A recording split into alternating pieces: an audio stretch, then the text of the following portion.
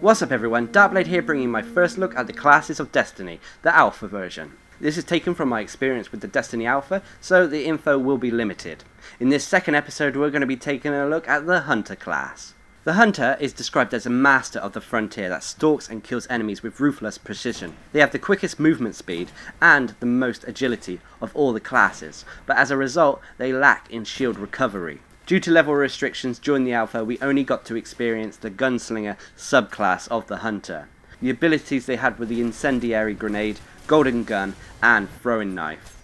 All of these abilities could be augmented in various ways through the Hunter talent tree. The Incendiary Grenade is thrown with L1. It causes an explosion that catches enemies on fire, making them take damage over time.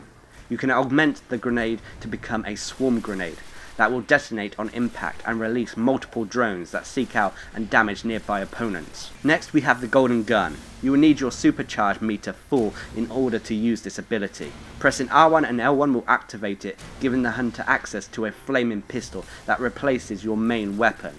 You only get 3 shots with the pistol though, before reverting back to your normal weapons. However, the shots will be very powerful, disintegrating enemies with solar light.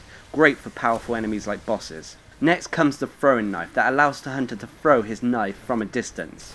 With R1, the Hunter will throw the knife he normally uses for melee to allow him to pretty much melee someone from a safe distance.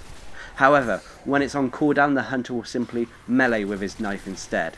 Also, if an enemy is right in front of you, he will still melee the opponent instead of throwing his knife at them. On a side note, you don't actually have to go and get your knife back after throwing it. Augmenting the throwing knife will allow you to extend the duration of your Golden Gun if you're able to get a kill with the throwing knife. The look of the Hunter is very rugged, with a lot of cloth in their ensemble being ripped and torn. Their armor looks light to show they're obviously not the heaviest of Guardians. The Hunter does, however, look like they have spent a lot of time on their own in the frontier surviving. Overall, this was the last class I played, as I thought it was going to be your basic scout/sniper class.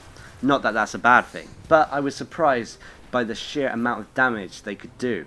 In PvE, they rocked. However, sometimes I felt the lack of shield recovery was a little bit of a hindrance in PvP, so they would have to rely more on their speed and a player's patience. That being said, I can't wait to try the obvious rogue type subclass, the Blade Dancer, when the game is released in September.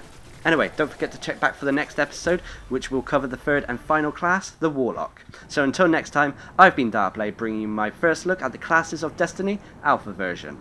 Hope you enjoyed the video, thanks for watching, subscribe and like for more.